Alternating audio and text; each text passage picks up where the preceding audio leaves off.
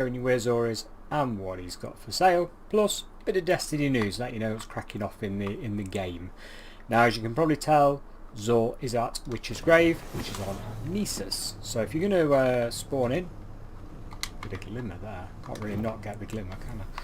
If we're going to have a look at where he is right here. So if you're new to the game, basically you spawn in here and you go straight across to there. That's where he's at. So let's go see, and well, what he's got really, eh? I'm on my Warlock this week as promised last week, so we can check out some gear for the Warlock. Did my Hunter last week, and as you know, I regularly run a Titans. Speaking of Titans, some of the changes impacting Destiny next week do impact Titan. Guys, if you're into PvP and you use the one-eyed mask a lot, bad news. It's getting really nerfed. So the one-eyed mask basically gives an outline of other players or bad guys, even through buildings or walls. Okay, so it's tracking basically other players. Not anymore. That's getting nerfed so that basically it only ghosts things that are in line of sight, not behind walls and stuff. So you PvP guys that use that a lot, I don't know, you might want to think about trying something else, because it's not going to have the same ability it did. So let's face it, it's really handy.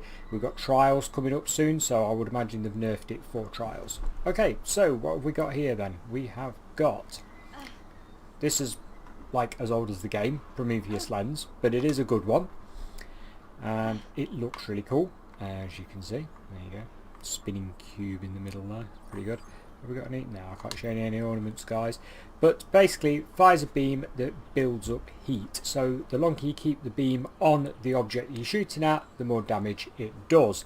It is a good weapon. If you don't have it, do buy it, mainly for the newer players, because a lot of you older players, if you're watching this, you've definitely already got this. I mean, God, it's got cobwebs on it, it's that old. Okay, we have Lucky Pants here for the Hunter. Precision hits load a round to a stowed hand cannon. Now, Zor's had this in previous weeks recently, and it's just not the best, is it, for a Hunter? It's only applicable if you're running a hand cannon for a start, and all it does is add bullets, so it's like reloading. It's not that big a deal. You know my thoughts if you've watched this channel before on Hunter. That is not the one to get, so I would leave that one, guys. It's pretty weak exotic, to be fair. Helm of Saint 14 for the Titan. Ward of Dawn blinds enemies and grants overshield guarding blinds. Okay, so that's not a bad perk, and it is brilliant looking. Look at that. That is fantastic. And if you stick a shader on that thing, I mean, that is... we got any? No. Let's stick some shader. Oh, pink there, you know. What else have we got? Yeah, it does look nice when it's kitted out correctly. I ran this for a while myself, and it is nice. I can't remember what shader I used on it. I think I've run out of them now, actually. Let's get some more. But it is nice. It is a nice one to have. So recommend you buy that one. Obviously, you're going to have to use the correct super with it, but when you do that, yeah, it's pretty good. Like I say, it does blind nearby enemies and grants overshield as well, so it does two things at once. Much more practical than certainly just the hand cannon usage of this exotic. So yeah, I would buy that one, guys. Basically it's a fashion statement, isn't it? Especially with Saint 14 being at the tower right now, you've just got to have it, so buy that one. And Apotheoses, yeah, I can never pronounce these. Anyway, that veil. Ability energy on super cast, allies get class energy. So you're a bit of a team medic with this one, and there are better team medic ones out there for the Warlock. I mean, you're going to use something that's going to complement your rift abilities if you're being a medic, I would have thought, and you're probably going to be looking at some boots for that type of thing. There are a lot better exotics that do that. This isn't particularly bad, but it's not particularly good either. It says here, immediately regenerates health, melee grenade and rift energy upon activating your super. Nearby allies recharge class abilities faster. So in other words, it only comes into its own when you're activating your super. The rest of the time it's sort of dormant, not really doing anything. So no, I'd probably hold off, guys, unless you're building up a collection and you specifically want that. what have we got here then? We have got, have we got any without ticks?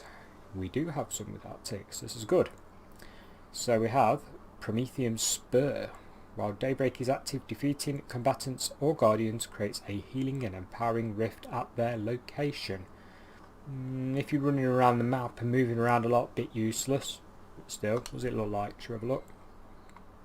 That's quite cool. I'm getting an Alien vibe for that. You know the movie Alien? I don't know. What do you think? Aliens? Yeah, it's got to be on it. Might have to buy that just to add to the collection. Well, if I get it, because it's random, isn't it? Getaway Artist. Convert your arc grenade into a supercharged arc soul. I don't think I've ever seen this being used. That I would have to test. Let's see what we get, guys. I'll buy that one right now and see if we get luckier. How many we got? 97 shards. Don't recommend you do this unless you're at the end and you've pretty much got everything. Oh, we got it. That's cool.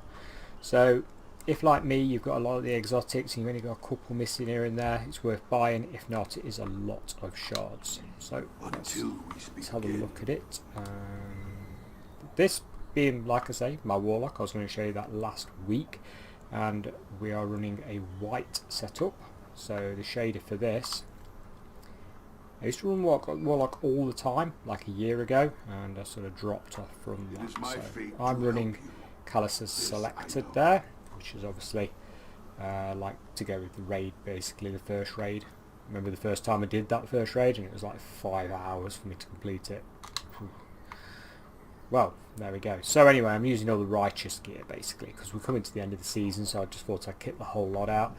Normally I'd run some nice boots on this one. So, like Lunafaction, because as I was saying, they increase rift energy, weapon reload speeds, etc. for anyone standing in your rift. So if you're doing an event that requires decent rift, decent healing for the team, they're the ones to run on your Warlock, guys. So what we got here then? Let's have a look. Why Daybreak is active, defeating, again rift based, but it is cool, isn't it? Let's just put them on. They are cool looking. I'm glad I've got those. We'll have to faff around with some shaders and see what we can make them look like. But what else am I running? Well, let's have a look. This is an old one. This is Winchester's Ruin.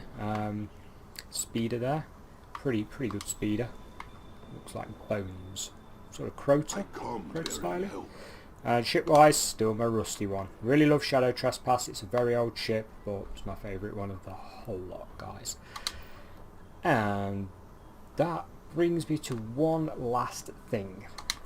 The game's updating, as you know, we're getting a new season, and that means the power levels are altering again. Yes, they are. So the soft cap being 950 power. Okay, so that's like the level you're going to hit before it starts getting difficult to get drops. In other words, you can get 950 cap stuff. Pretty much most decent events will drop 950 stuff, so you can get all the way up to there before you start to struggle a bit to get over it. The powerful drops stop at 1000, so we are going up an awful lot this time. A lot more than normal actually, so we're going to get 1000 for powerful drops, and pinnacle gear goes to 1010. So you're going to see some pretty high level guardians out there. I mean 1010 is very, very high, let's face it. Don't forget to do your clan rewards. So if you're doing... That is also possible. I always press the wrong one. It's so annoying. It's because I use keyboard and mouse, and when I'm doing this I use a controller. Okay, that's my excuse, sticking to it. So if we go to clan, yeah, hit 5,000, you know, you'll get a reward from your clan there. So definitely do that, guys, if you can. Join a clan and make sure it's an active clan. And that's it for this week. That is it. I will see you next week. Sort of maybe the same place, maybe not. Depends where Zora is. But thanks for watching, and goodbye.